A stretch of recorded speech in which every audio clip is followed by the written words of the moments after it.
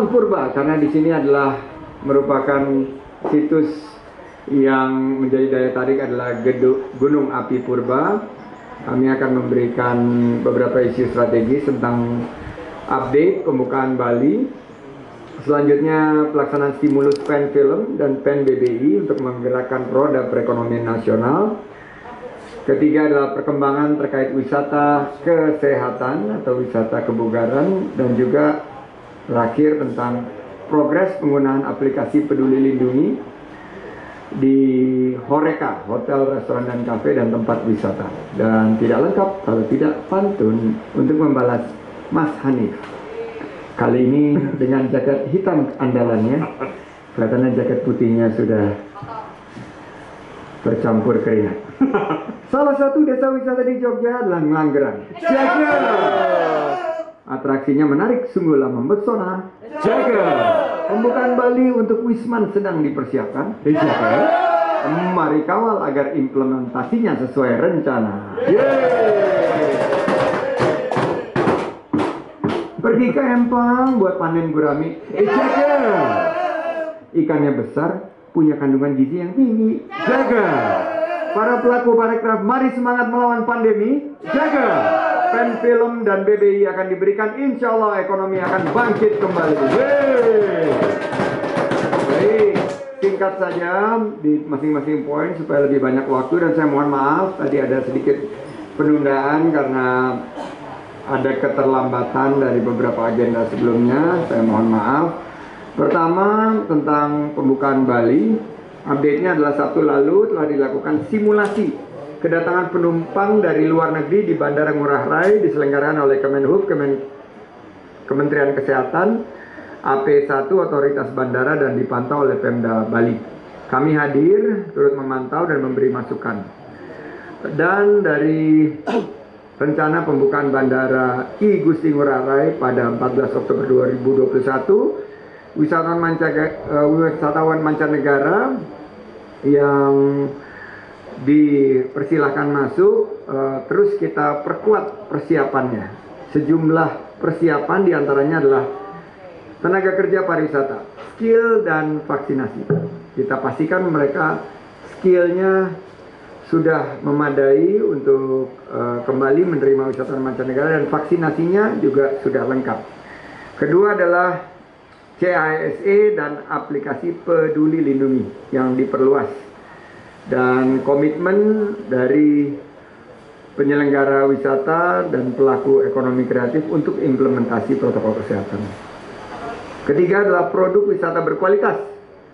Sekarang bukan zamannya kuantitas, tapi kualitas, agar aktivitas wisata yang lebih personalized, customized, localized, dan smaller in size bisa menghadirkan kesejahteraan bagi masyarakat, khususnya lapangan kerja di Bali bisa kembali tercipta. Kampanye juga untuk mengajak wisatawan berwisata di dalam negeri dan di Bali sudah mulai kita lakukan dan kita pre-launch. Pemprov Bali sendiri merencanakan akan menyediakan 35 hotel untuk karantina dan sejumlah fasilitas penunjang, tracing, dan treatment di Bali. Terkait dengan penentuan dan persetujuan negara, kami terus berkoordinasi dan memantau situasi terkini. Kementerian Kesehatan, Satgas COVID-19, Kemenko Marves, Kemenlu, Kementerian Perekonomian sudah mendapatkan arahan dari Menko Marves. Ada 6 negara awalnya yang dipertimbangkan masuk ke dalam seleksi akhir, yaitu RRT, Korsel, Jepang, Uni Emirat Arab, Arab Saudi, dan Selandia Baru. Kami menyampaikan beberapa usulan negara-negara lain yang juga bisa disasar seiring dengan pariwisata yang berkualitas dan berkelanjutan. Pengetatan persyaratan perjalanan internasional yang dilakukan sebelum dan saat kedatangan harus dipenuhi oleh wisatawan mancanegara negara yang nanti akan dipilih, termasuk pre-departure requirement, visa, dan mereka adalah di kategori low risk, hasil negatif COVID-19, dan tes PCR. Sampelnya diambil maksimum 3 kali 24 jam, bukti vaksinasi lengkap. Sekali lagi, bukti vaksinasi lengkap, asuransi kesehatan dengan nilai pertanggungan minimum $100.000 dan mengunduh dan menginstall aplikasi Peduli Lindungi yang juga sudah terintegrasi dengan beberapa aplikasi dari negara asal wisatawan. Saat mereka tiba, on arrival requirement itu adalah mengisi e-hack melalui aplikasi Peduli Lindungi, bisa juga dilakukan pre-boarding, tes PCR on arrival. Jika hasil negatif, maka melakukan karantina. Jika hasilnya positif, tanpa gejala, maka melakukan isolasi di akomodasi masing-masing. Jika hasil positif dan bergejala, lakukan karantina di fasilitas kesehatan terdekat. Dan pelaku perjalanan yang positif dapat melakukan tes PCR kembali di hari kelima. Dan seandainya negatif, silakan melakukan aktivitas di luar ruangan melalui karantina periode adaptasi. Dan jika masih positif, perlu mengulang siklus dari karantina tersebut. Nah, ini adalah juga merupakan adaptasi dari Phuket Sandbox, di mana kita melakukan pembatasan kegiatan wisata di destinasi tertentu, pembatasan kegiatan hanya di lingkungan hotel dan resort, menutup perbatasan kembali, end of project, dan pemerintah harus mematangkan berbagai alternatif emergency atau contingency terkait dengan potensi peningkatan COVID, terutama dengan BNPB dan Kementerian Kesehatan Satgas COVID-19. Jadi ini adalah kebijakan yang kita siapkan jika ada peningkatan kasus dalam periode evaluasi.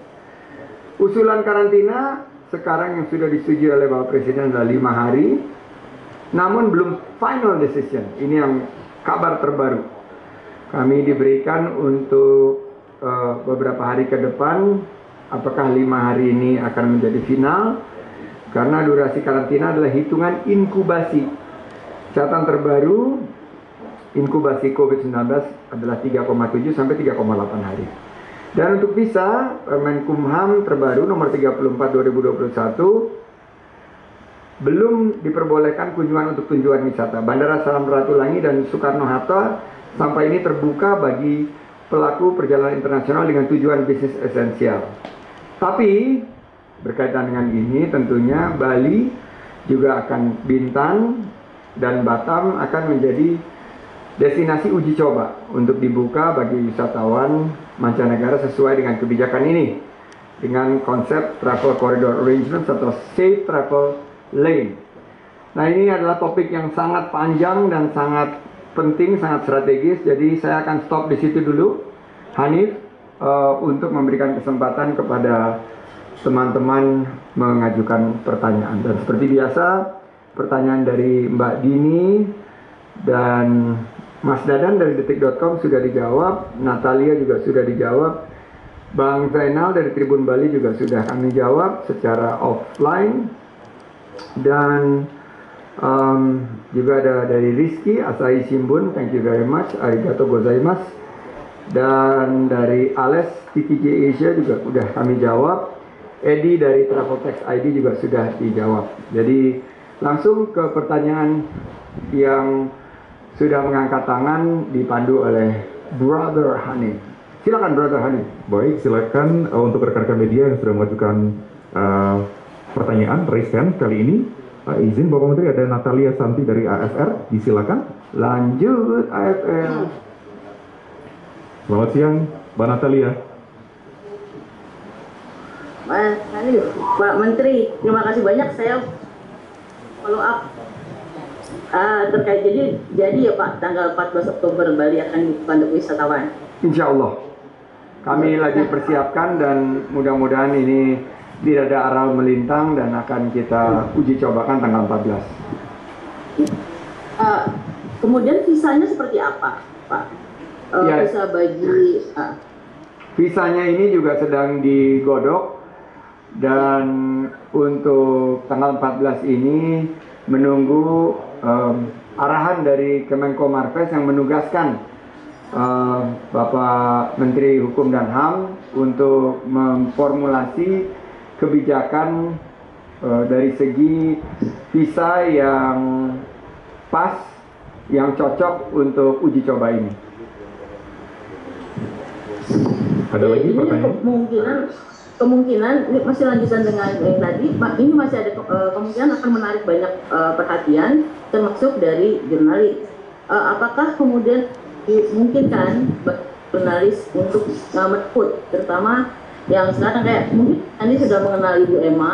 Ibu Emma akan sangat senang sekali jika beliau bisa meliput ini. Terima kasih Pak. Silakan jurnalis internasional mendaftarkan, kami akan fasilitasi dan kami akan berikan kesempatan untuk meliput mudah-mudahan hari yang bersejarah tanggal 14 Oktober ini. Terima kasih Pak Menteri. Baik, terima kasih Mbak Terima Natalia. kasih. Selanjutnya kita akan mempersilahkan Francisca dari Tempo.co. Oh, Selamat siang. Francisca. Bu Francisca, Mbak Cica. Siang, Mas Nandip dan Pak Sandi. Silakan. Saya ingin bertanya beberapa hal untuk yang pembukaan Bali. Pertama, sebetulnya apa pertimbangan pemerintah menurunkan lama masa karantina untuk turis asing dari 8 hari menjadi 5 hari? Apakah hanya pertimbangannya hanya tunggal soal inkubasi atau ada pertimbangan industri juga? Dan apakah sudah memperoleh masukan dari epidemiolog dari dalam negeri? Kemudian yang kedua, apakah Kemenparekraf nanti Pak akan mengatur batas harga paket karantina Pak? Karena kan kita tahu misalnya harga paket karantina bisa ditinggikan begitu oleh hotel-hotel kalau misalnya tidak ada regulasinya.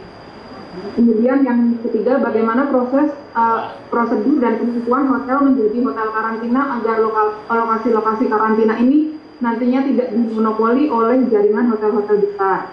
Kemudian yang terakhir, Angkasa Pura I kan sampai kemarin belum menerima adanya permintaan pendaratan maskapai internasional di Ngurah Rai untuk 14 Oktober nanti. Apakah artinya belum ada minat dari turis asing dari negara yang bekerja sama dengan Indonesia untuk masuk ke Bali? Dan tadi disebutkan juga Kemenparekraf minta untuk perluasan negara-negara yang dibolehkan masuk ke Indonesia. Itu negara mana saja usulan dari Kemenparekraf? Terima kasih. Mungkin Ya, bisa dijawab satu. Francisca, jadi ada 3 ya. Pertama, mengenai usulan Kemenparekraf, kita mengusulkan beberapa negara di Eropa yang belum masuk ke dalam list yang sudah disampaikan oleh Bapak Menko Marves, dan itu tentunya negara-negara yang banyak memberikan komitmen. Seandainya dibuka, mereka akan mengirimkan dalam bentuk charter flights. Beberapa negara seperti Rusia, Ukraina, dan beberapa negara Eropa Barat juga sudah mengindikasikan. Nah, berkaitan dengan belum adanya permintaan karena masih menunggu keputusan akhir dari negara mana yang diperbolehkan, walaupun ini akan disampaikan secara last minute, tapi kami sudah mendapatkan konfirmasi seandainya keputusan itu segera diterbitkan dalam beberapa waktu ke depan, ini akan ada first flight yang akan land tanggal 14 Oktober ini di Bali. Jadi permintaannya, don't worry guys, Bali ini masih top of mind dari para wisatawan dunia. Jadi kita sangat optimis, kita akan menerima segera konfirmasi dan pengajuan landing request atau landing permit dari beberapa maskapai yang akan membawa wisatawan dari mancanegara. Yang kedua tadi mengenai hotel-hotel, ini dikoordinasikan oleh pemerintah daerah Bali yang kami fasilitasi dan kami evaluasi. Mereka bekerja sama dengan industri, yaitu PHRI. Seperti kita ketahui, Bapak Wagub itu juga adalah Ketua PHRI Bali. Dan untuk harga, kami sudah memberikan panduan agar harga ini disesuaikan dengan konsep pariwisata berkualitas dan berkelanjutan. Dan konsep jangan getok, karena kita ingin berkelanjutan ini bukan hanya berkelanjutan dari segi lingkungan, tapi ada repeat customers. Dan repeat customers ini harus pulang membawa pengalaman dan kenangan yang baik. Dan tadi pertanyaan pertama apa ya Siska ya? Jadi lupa. Karantina. Karantina. Semua keputusan karantina disetujui dan didukung oleh data yang dikumpulkan oleh para ahli epidemiolog yang ada di Indonesia maupun di luar, dan itu dilakukan penelaahan oleh tim dari Kemenkes dan Kemenkes yang menentukan berdasarkan data-data terakhir dan salah satunya adalah inkubasi. Dan kami mengikuti karena menurut kami semua harus berbasis sains, semua harus berbasis data, dan kita jangan pernah mengambil risiko menurunkan jumlah hari karantina ini agar bersaing dengan destinasi lain. Bagi kami, Indonesia sudah dapat penghargaan dunia internasional dari segi pariwisata. Presiden Jokowi mendapatkan satu award sebagai winner of International Tourism Leader karena penanganan pandemi COVID-19 yang sangat baik. Dinilai dunia pariwisata adalah salah satu atau satu-satunya cara yang baik, cara-cara yang jitu untuk membangkitkan pariwisata. Jadi kami tidak akan mengubah strategi, tidak akan mengubah playbook kita tidak akan mengubah game plan kita. Pertama tentunya adalah prioritas kesehatan, keselamatan masyarakat dan juga wisatawan yang akan kita dahulukan. Baik, Bapak Menteri, sudah selesai Mbak Siska. Selanjutnya kita serahkan ke Mediana Harian Kompas. Wow.